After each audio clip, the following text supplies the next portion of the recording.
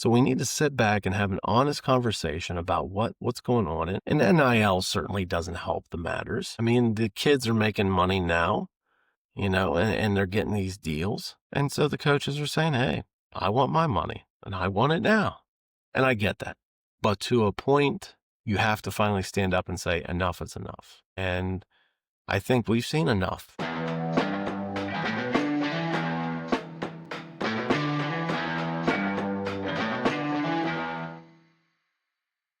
Welcome into another edition of the C Squared podcast. Tonight, I am your only host, as Galashewski would call me, the GM, Curtis Davidhizar. Galashewski's on an assignment tonight, an assignment for his daytime job.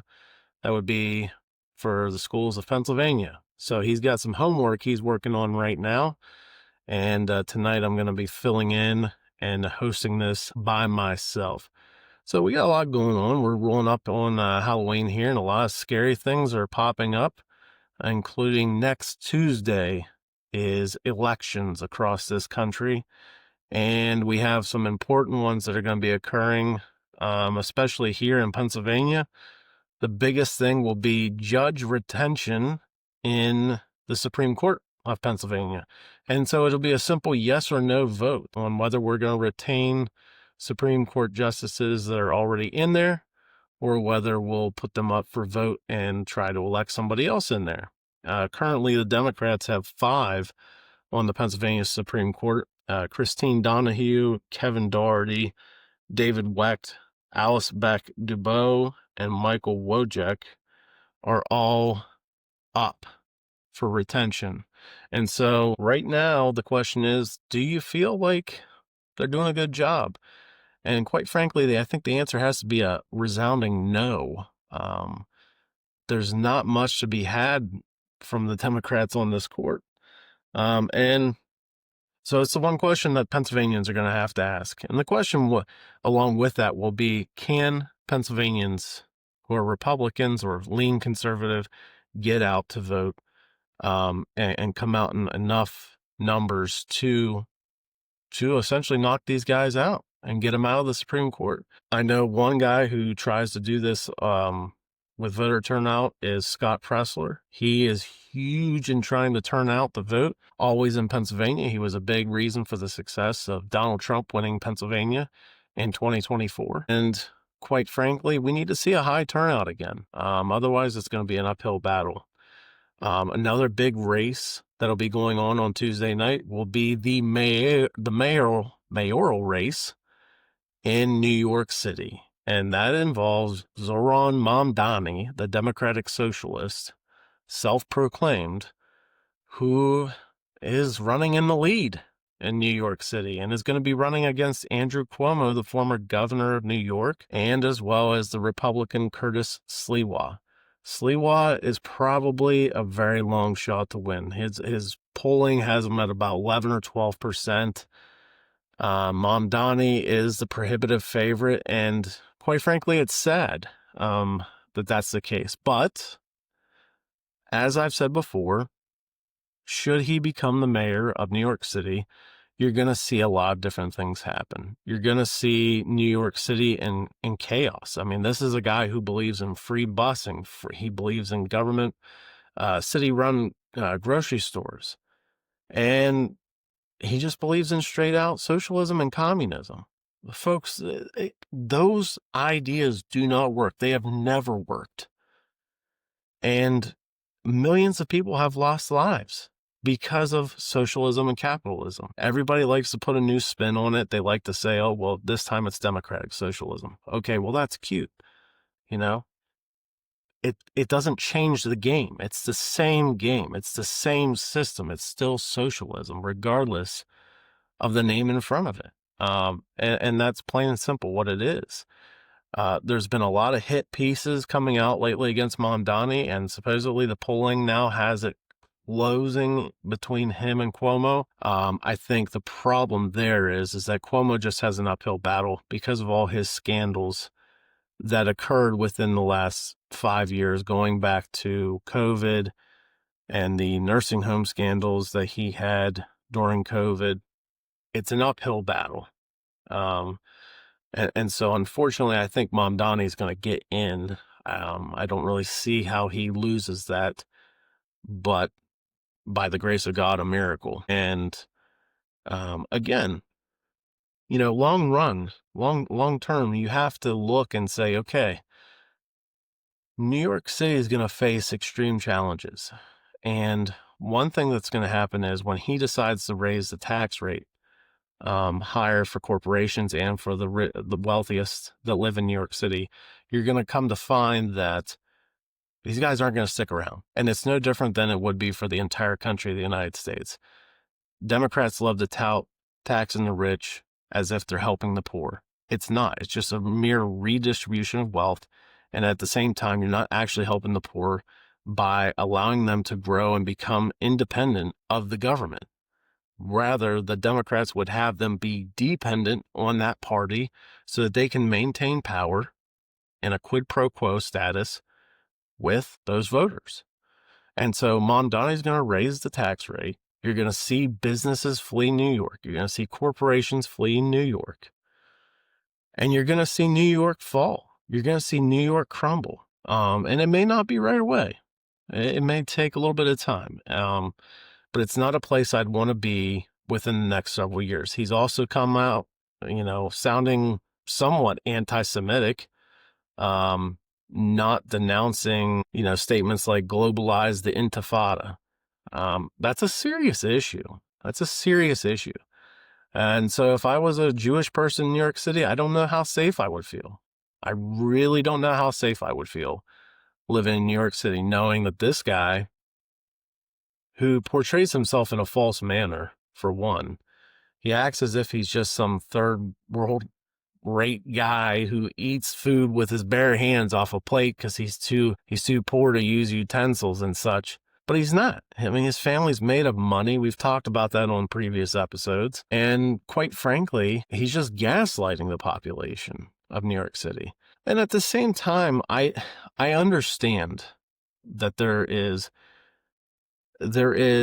some issues, there are some discrepancies, there are some, whatever you want to call it. There are issues with how things are currently run. People feel like that they're not being fairly treated. And I would argue they're not.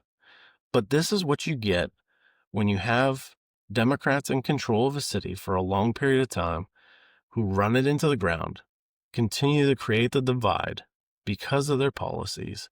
And then you get an outsider who's from the far left who basically denounces the establishment left and, of course, all of conservatism.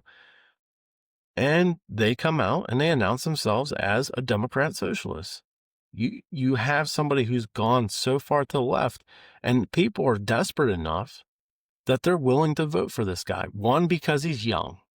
I think that's the number one thing that a lot of people out there would agree with, regardless of your political background, is they want younger people involved in politics. They don't want the people that are 70 and up, the geriatrics that continue to live and manifest within politics for an entire lifetime. And I agree with that. I understand that.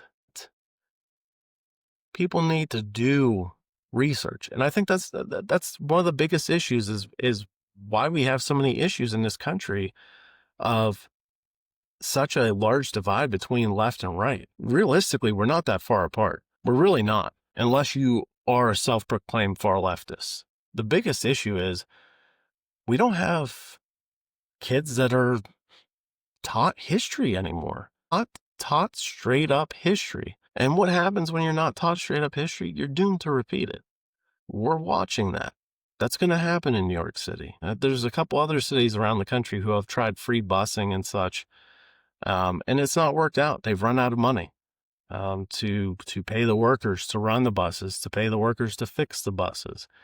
They've run out of money, and they've realized that situation is not going to work. It's not all it's cracked up to be. It's not the utopia that it's cracked up to be. And, it's easy for somebody like Mamdani to sit back and just say, oh, we'll tax the rich. Again, the rich won't stick around. They'll move out of New York City. They'll move their businesses out of New York City. And you'll see New York City fall into an economic collapse. And again, it's not something I like to see, but at the same time, if you've been around this show and the C Squared podcast at all, you know that I have said in the past that there are always things that come out of responses. You have responses from the responses.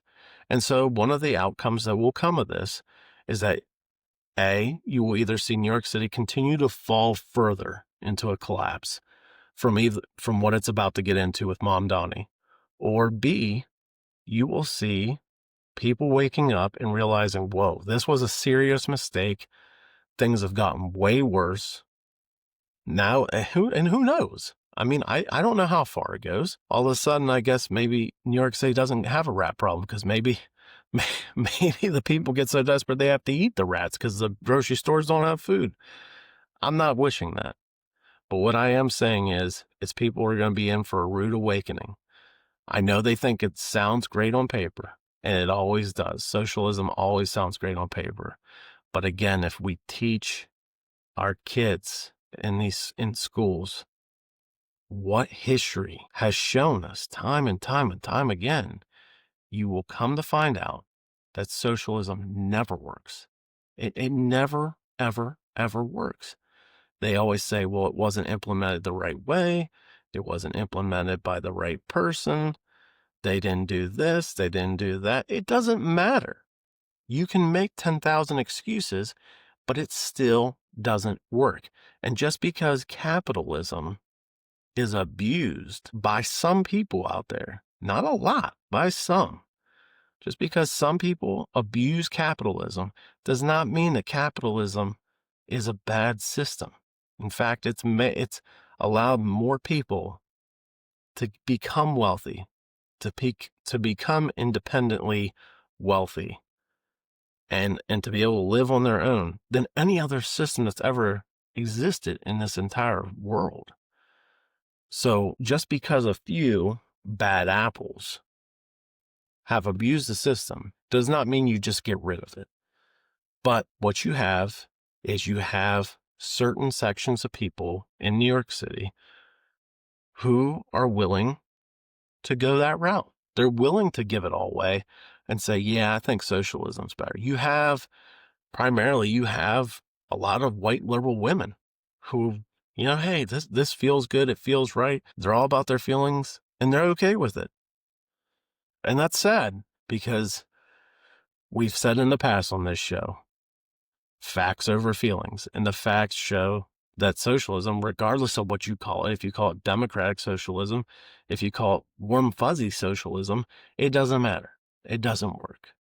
So to end the New York City mayoral race, I will say this. Get out, vote. If anybody's going to listen to this, get out and vote. Vote for Curtis Sliwa would be my number one option. But if you can't vote for Sliwa, I know it's a tough pill to swallow, but vote for Cuomo. Cuomo is going to be, I don't want to say a savior, but he's going to be a lot better than whatever Mom Donnie's about to offer you. Along with the fact that you'll find out that free busing isn't going to last very long. And that he's not actually going to be able to make the buses go faster like he claims. And at the same time, your free grocery stores will be ransacked. The government-run grocery stores. You won't have food. They'll be empty. They'll close them down because there won't be any food. And then you'll be going to New Jersey and Connecticut for food. So you won't be able to get anything right in town. Another race to watch out for is the New Jersey governor race. And that's between Mikey Sherrill and Jack Ciattarelli. Jack Ciattarelli ran 4 years ago against incumbent governor, currently Phil Murphy, and nearly pulled it off. It was one that nobody thought was on the radar. Ciattarelli only lost by 3 points. He's kind of this blue collar. I would say he's even more of a blue collar old Democrat style guy. I mean, he's run as Republican, but he has more of that blue collar, blue dog background, and he's a likable guy. And honestly, I think it's one to watch. Last I'd seen with polling was that Mikey Sherrill was only up by about a point. And if that's the case, if independents and those who are undecided break heavily for Chitterelli's going to pull off the upset. I mean, you got to remember, in 24, Trump only lost New Jersey by like 5.5 points, which is the closest that New Jersey's been going to a Republican in quite some time. So quite the turnaround in New Jersey. And I think a lot of people just wanting desperately to break away from the Democrat regime because they've seen no change. And they've seen that, all the money goes to Newark and Trenton, but not anywhere else. And so you're seeing a swing to the right in New Jersey, just like there had been in Pennsylvania, and there still is in Pennsylvania. The other race for governor that's big this year is in Virginia.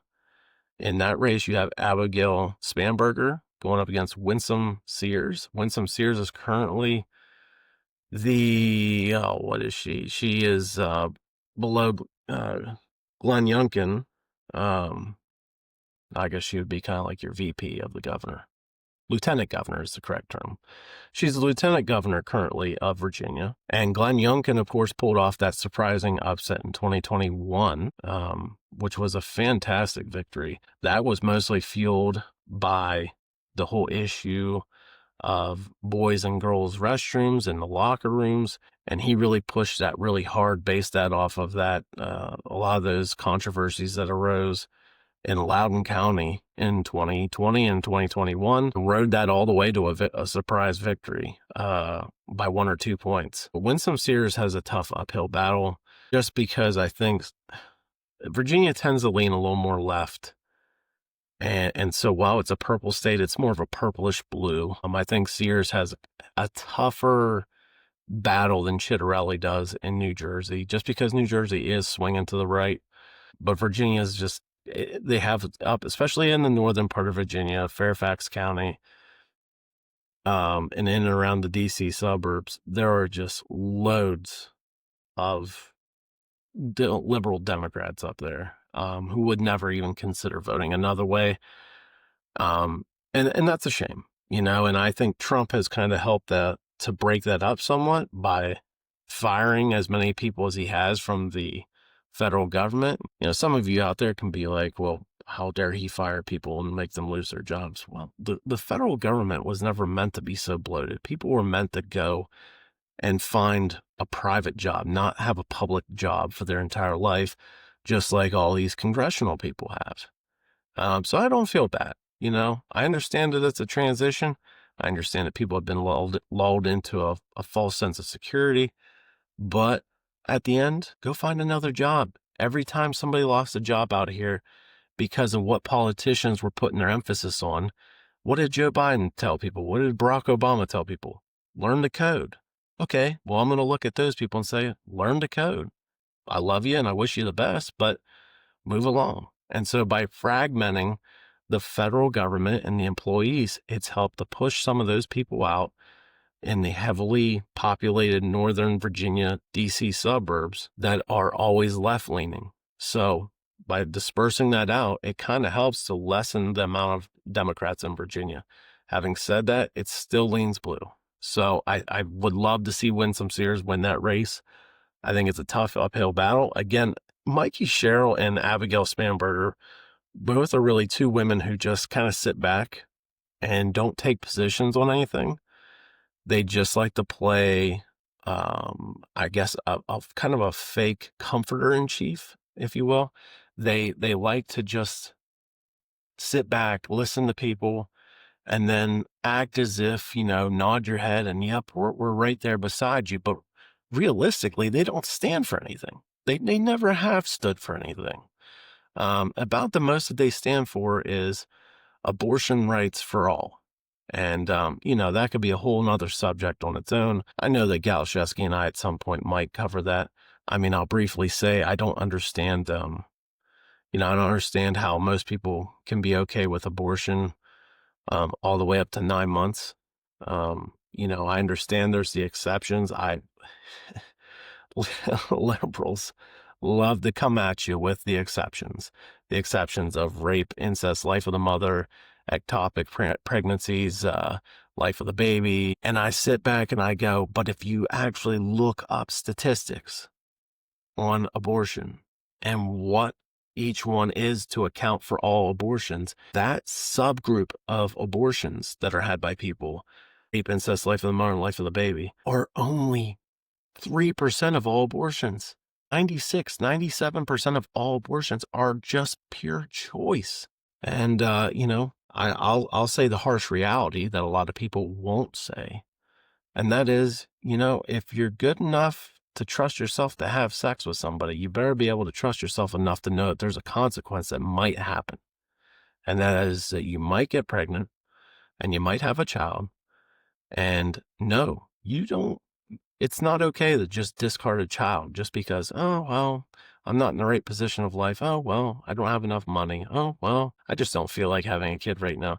That's not how it works. Imagine somebody eventually saying to you, well, hey, you're 35, but, we really don't want you around anymore. And then they just off you, and the left loves to then say, well, it's not a baby. It's not a fully formed baby. It's a fetus. Okay, well, fetus means small human. So it is a small human. You don't get to just discard a small human. We don't do that. And so, I love how the left used Roe v. Wade and the overturning of it to really amp up their base, that their reproductive rights are being taken away. No, your reproductive rights weren't being taken away. You're free to reproduce as you see fit. Just use protection if you're not ready for a child. But I think the larger thing too is, there's a sense of abdication of responsibility that's taken place in this country over many decades. It's not even just now. It's over many decades. And when you abdicate your responsibility to a serious issue like this, where you're having a child, there is a massive problem spiritually and morally to say, yeah, it's okay. I wasn't ready. That doesn't work. That's not okay. I mean, it doesn't give you any kind of standing, and you're not morally superior for saying, well, I'm standing for women's rights. Well, what if that child in your womb is a small little girl? You didn't stand for her rights. You just threw her to the wayside. You let them rip her up and throw her away. And there goes a soul, a precious soul, just wasted. Well, life is so precious. I mean, so which is it? And again, to round it back, I mean, that is one of the main issues, of course, that female Democratic candidates tend to stand for. And that is one that Mikey Sherrill and Abigail Spanberger both stand for. Now, if you go talking to Abigail about trans rights and all this stuff and whether boys should be in girls' restrooms, she doesn't have an answer for it. She won't have an answer for it because she's just going to play the middleman. She's going to play Switzerland. She's going to be neutral about it. Realistically, she's for trans rights. She's for boys and girls' bathrooms. So if you're going to make that an issue that you're voting on, then I say vote for Winsome Sears. She's not going to allow that stuff to happen. Glenn Youngkin didn't allow it to happen. And Winsome Sears is a tough cookie. She's going to fight for you. Winsome Sears is, if she can pull that off against Spanberger in this case, would be a heck of a comeback. But I think that there's, definitely some interesting races here coming up next week that a lot of people need to be paying attention for. Because in general, a lot of the population doesn't agree with the Democrat Party right now. There's a 70% of the country thinks that the Democrats are doing a disservice to this country. They disagree with them on everything. They disapprove of them. So if you have a 70% disapproval rating among a political party, that's where you get two things. One, you got some soul searching that needs to go on within your party. But the other part of it is, this is where you get the far lefties that come out of this stuff. This is where you get the Mom Donnies. And I'm telling you right now, again, Mom Donnie is going to drive New York City into the ground without a shadow of a doubt. If I had my choice right now, I would probably reluctantly I don't know. Well, I don't want to say I would vote for Cuomo, but I would probably still vote for Sliwa, even though he has no chance of victory. But I couldn't bring myself to morally vote for Cuomo. And I think maybe that's what some of the people of New York City are struggling with. It's okay. I understand. I get it. But there needs to be, again, looking at everything. You need to look at history. You need to look at what policies have done. And the other thing I would say is too, like, have these people actually solved any actual problems? Or have they merely just gaslit people on the problems just so that they can get your vote? If that's the case, which I think they do it all the time, and even Republicans do. When they gaslight you on an issue, they're not actually trying to solve an issue. And so, that's one of the things I think I look forward or look towards when it comes to a candidate is, can they solve an issue that is being put at the forefront? And if they're not actually solving an issue and they're merely just trying to gaslight people into voting for them, you're not accomplishing anything. You're not solving anything. If you're not solving anything, then why are you running? And the answer to that is you're running just so you can be in that position for as long as possible till you can hop to the next one. And we've seen it with too many of the geriatrics that live in Congress, Nancy Pelosi, Chuck Schumer. I mean, these people just win all the time. And they're in their 70s and 80s. I mean, people at the No Kings protests, protesting President Trump as a king. Okay? Again, I'll say it again. I said it on that episode. You can't be having No Kings protests if he's an actual king. A king would never actually allow it. And that's the irony in all this. Wake up, people. Come on. Step back from your ledge about hating Donald Trump. I understand. People love to blame Trump for all the problems in this country. But I don't understand how you can blame Donald Trump for the problems in this country. He's been around politics for 10 years. If you want to blame people for the problems that have continued to exist in this country, blame the ones that have sat in office for 30, 40, 50 years. And I'm talking about the Mitch McConnells, the Chuck Schumers, the Nancy Pelosi's, the Maxine Waters, name them. I mean, you could be Dianne Feinstein and just stay in office until you die. And that's basically what these people are doing. They don't really care. They don't care about you. Never have, never will. They care about staying in office so they can have an easy paycheck, sit there, yell a few things, act like they care, but they don't. They don't. And again, the problem you get from that when you have people who don't actually do stuff, who don't actually fix anything, is you get two narratives that come out of it. One, you get people that go farther to one side, or two, you actually get people who wake up and say, you know what, I'm just going to vote these people out, or I'm going to change my mind and go a different route. But the problem with it is, right now we're in a position in society, especially in this country, where nobody wants to hear the other side. And, the one thing that Galashevsky and I have always said on this show is that we are always willing to take questions. We are always willing to have people on here to have an open dialogue. Because we believe in talking to everybody. And regardless of your viewpoints, we can have a conversation. We can have a debate on it. But I think the importance is learning something. Can you actually learn something from the other individual? What's their concerns? Because concerns are of a huge issue. But are your concerns coming from a valid place? Or have they been mismanaged because of being gaslit by a media that lies all the time? I mean, I think it was tonight I saw something that was posted by the Pittsburgh Post-Gazette on Facebook. And I know Galashevsky would know the Pittsburgh Post-Gazette well.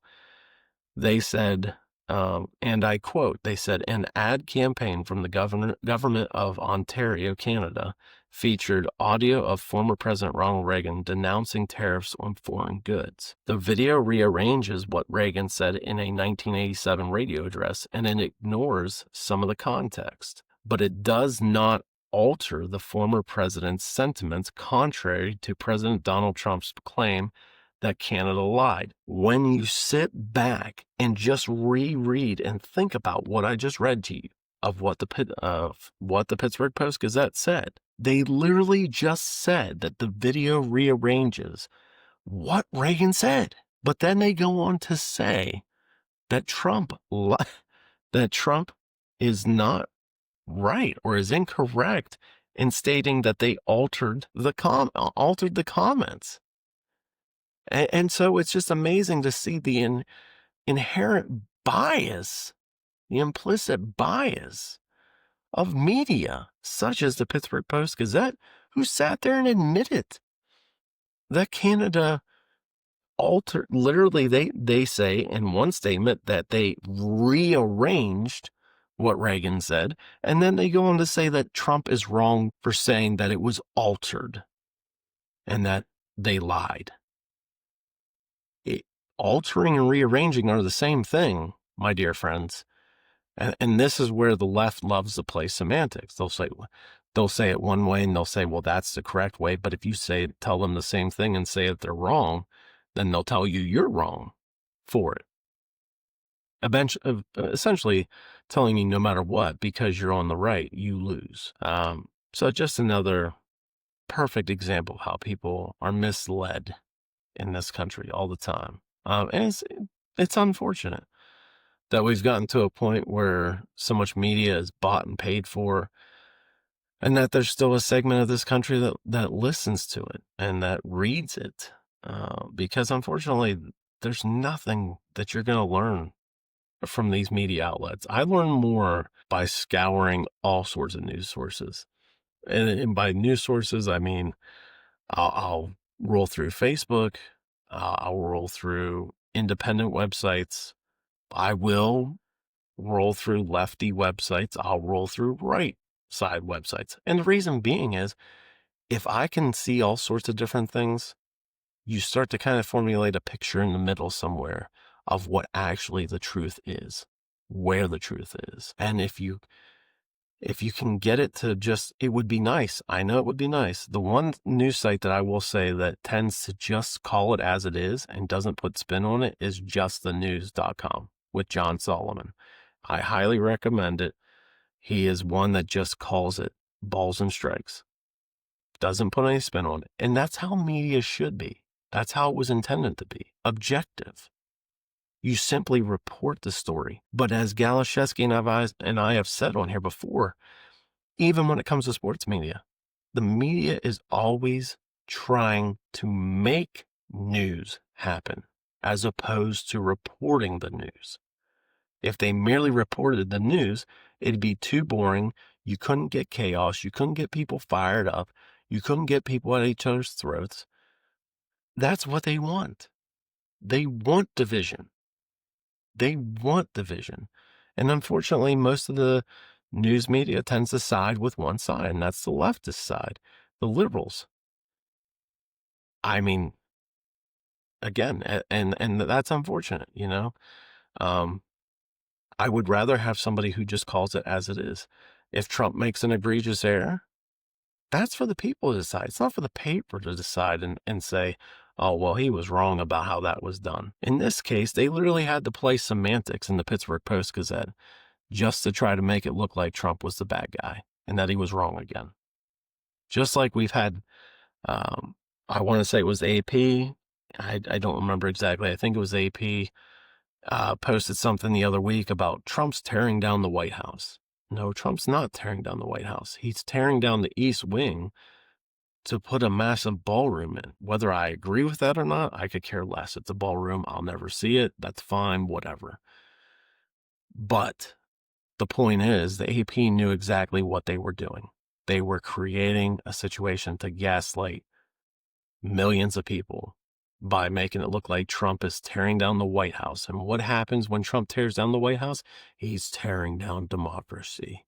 He's tearing down America. He's tearing down the people's house.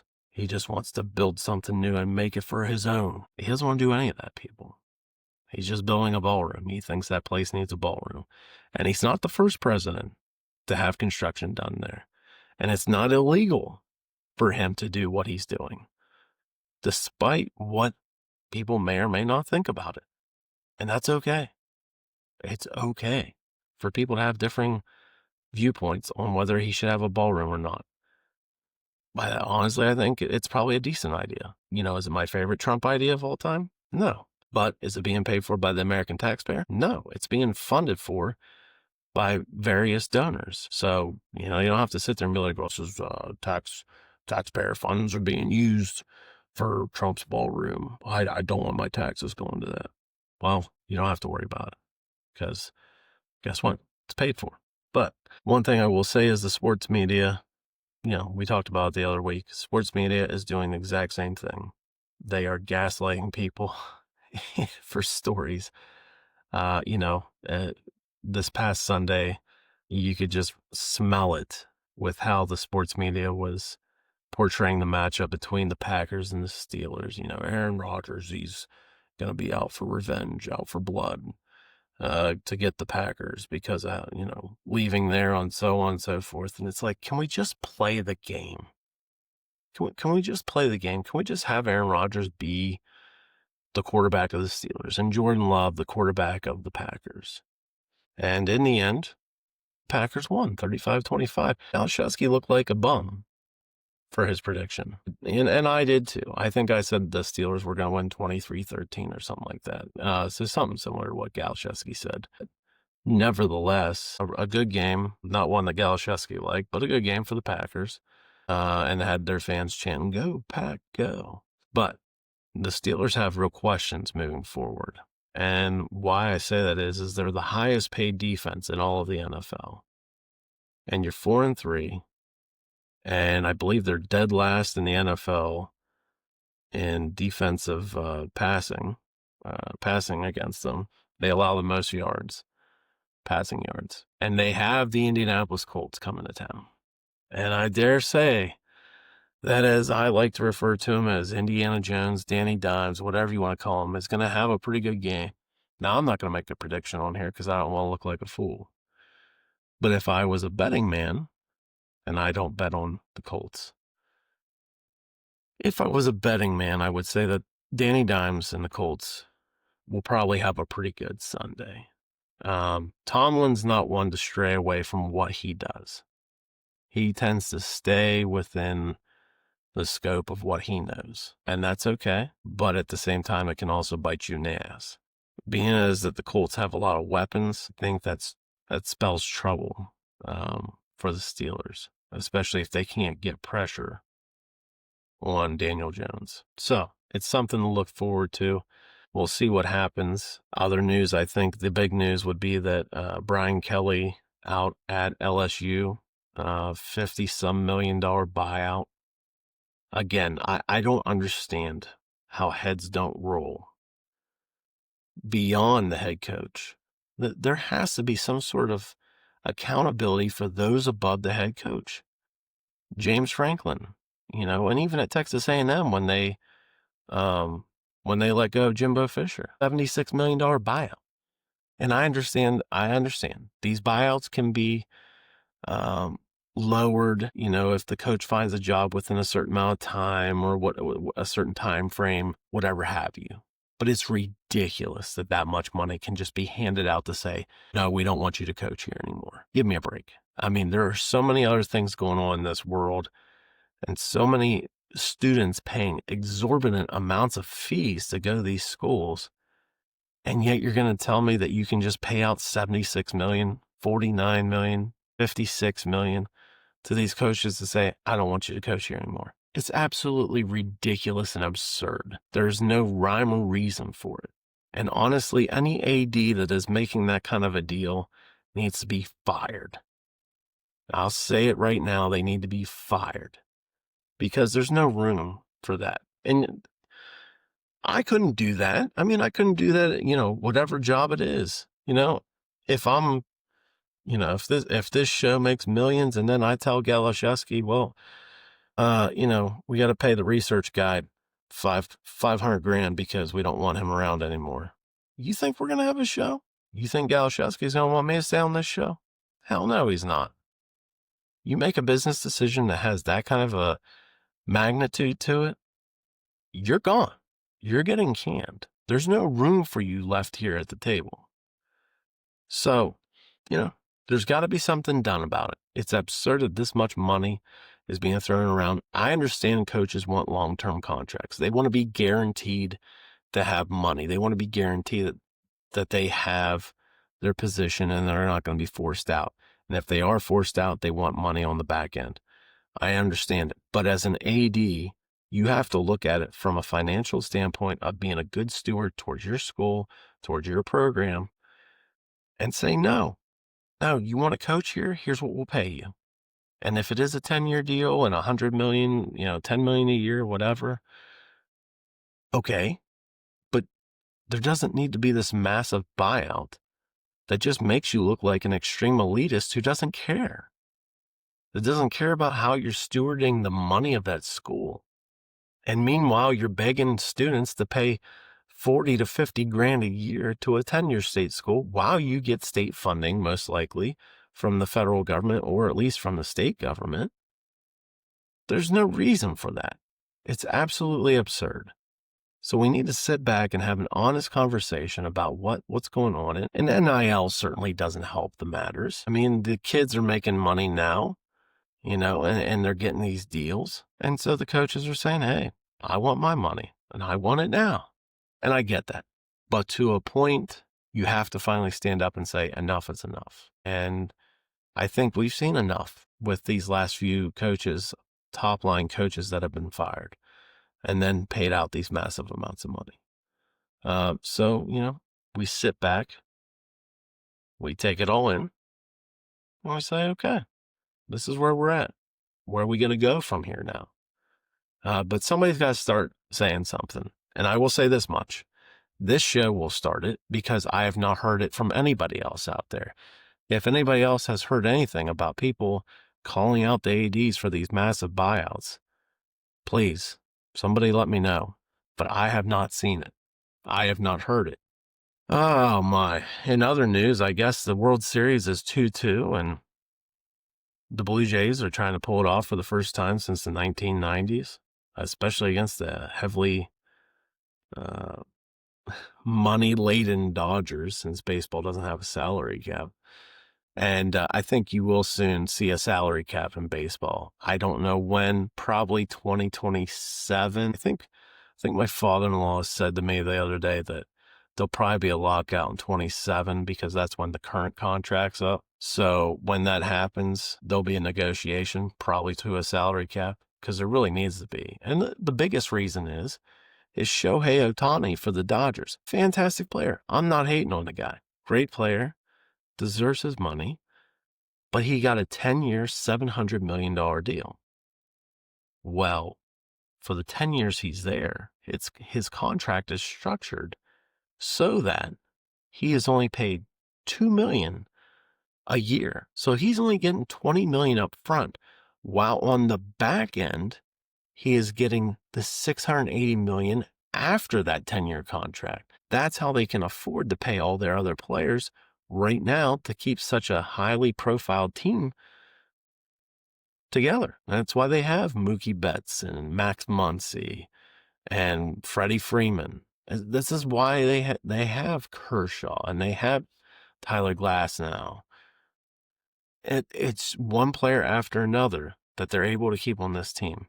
It's why they're able to do it, because they're able to back end all of that money, almost all of it, to the back end. Now, on Shohei's part, okay, so you're living off of $2 million a year. That's not a bad gig, and he knows it. That's why he's okay with getting 680 on the back end of it. So for him, I understand it, but it's not a good look in the major leagues when the Dodgers still have the second highest payroll in all of baseball, and they're only paying their best player $2 million while forking out tons of money to the rest of the guys. The 680 coming later. That's not a good look. It's not a good look for baseball. The Dodgers have become the National League version of the Yankees. You buy your team. They don't ever grow their team. They buy their team. And so you will see a salary cap here eventually in baseball. Probably in 27 when there gets to be a lockout, there'll be a massive change. We are where we are, and there's not much you can do about it. And again, money is at the center of all things. It really is, whether that's good or bad, So let's bring it full circle. Once again, Tuesday, I believe that's November 4th. Let's take a look here. I don't remember. I get my days mixed up. Yes, Tuesday, November 4th. This coming Tuesday, we have a massive slate of elections. It's an off-year election. So we'll see what we got going, Are we going to see a little bit of juxtaposing back and forth of left and right, or is it going to be heavily sided to the left or heavily sided to the right? The left will probably try to tell you that it's going to be heavily favored their way because this is going to be retaliation for Donald Trump being in office. I don't see that. I think, if anything, it's probably pretty even across the board come Tuesday night. And again, if you're living in Pennsylvania here like I am and like Galshevsky is, get out and vote. Vote, vote, vote. It's your right. Even if we disagree on how you're voting, just get out and vote. Exercise that right. Because not a lot of people in this world do. Not a lot of people in this world have that opportunity. And, obviously I would sit here and tell you again, vote no on the retention of Supreme Court justices here in Pennsylvania. We need some fresh faces, particularly conservatives, to make some moves. And I know Doherty, he has some shady dealings in backgrounds with some stuff that happened in Philadelphia. That's been reported on, especially with some unions. So take a look, do a deep dive on all the candidates, on all the issues. The best thing I can say is to be as well informed as you can. And the number one thing that I do to make sure that I'm always informed on candidates and their positions and all of that is I always take a look at everybody. Everybody. Some people may sit here and think, oh, well, Curtis, you're just, you don't look at everybody.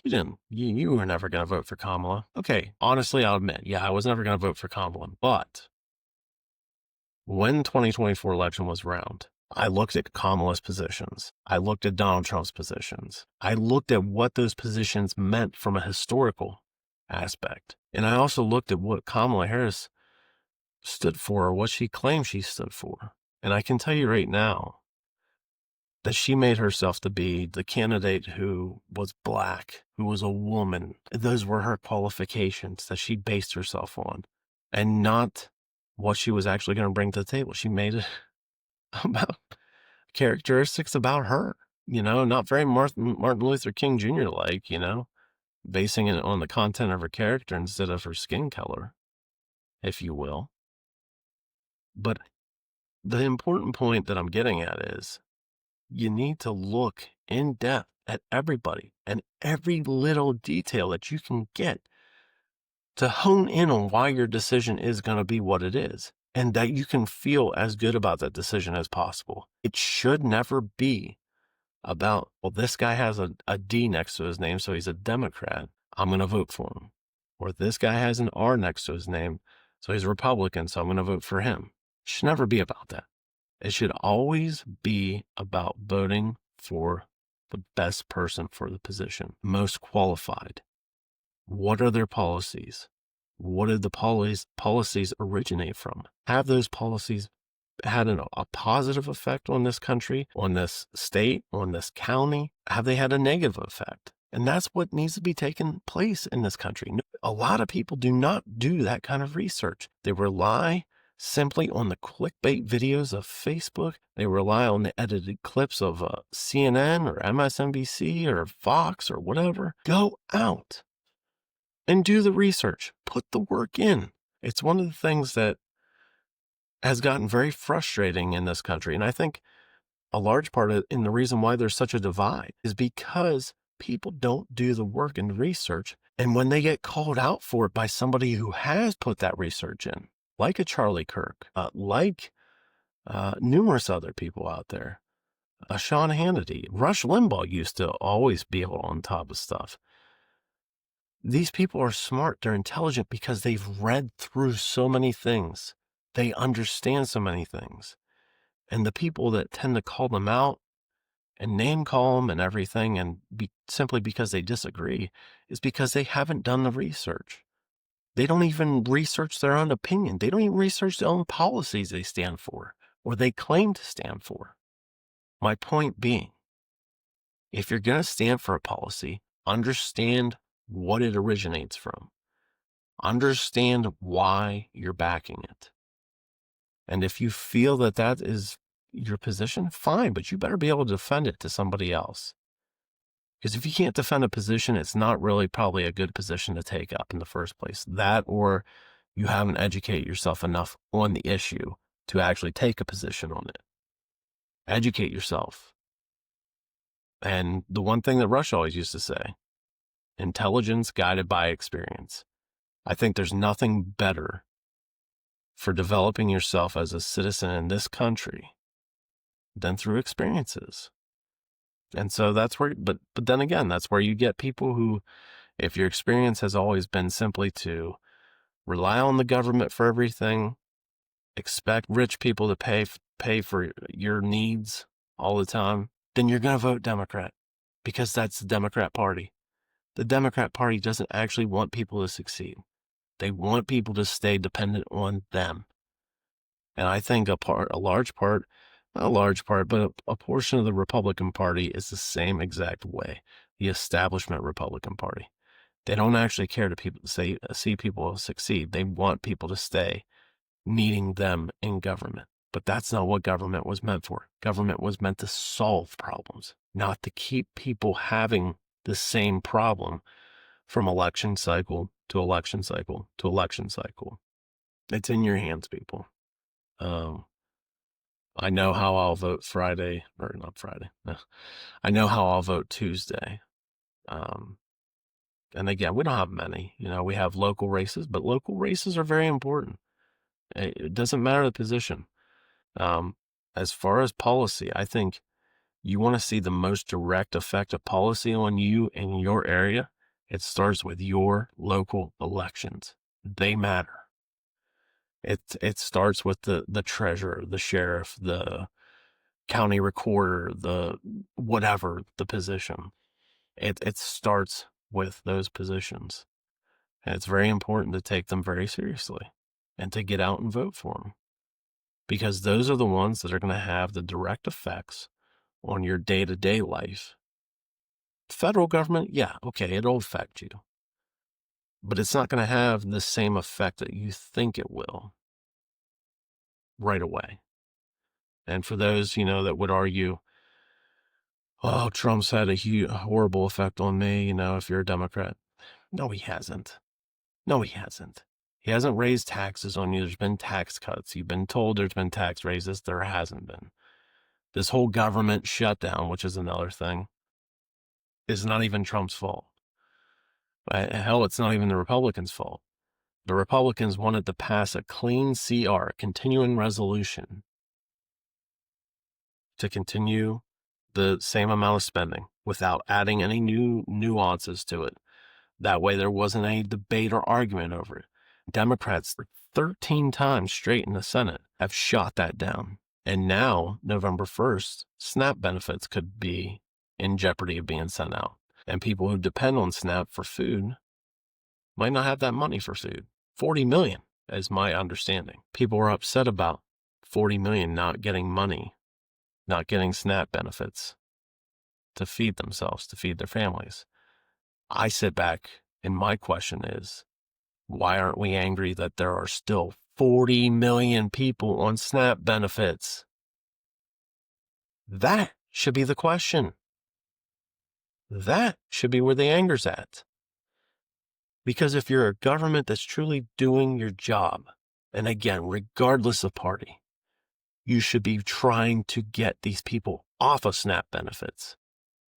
Not because they don't deserve them, but simply because we need to encourage the citizens of this country to take on an independent approach of not needing somebody to hold their hand through their entire life.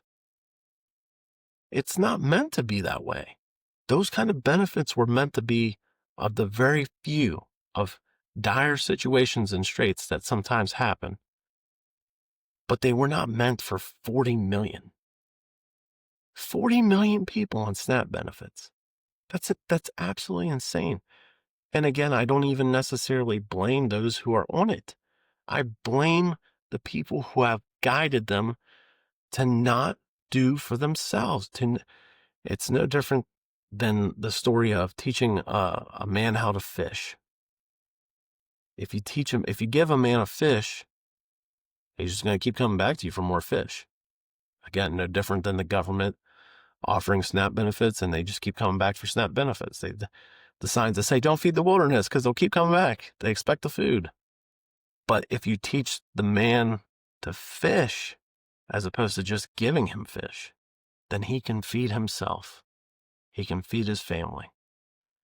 And he can go to live his own life. That is what we need to be encouraging in this country.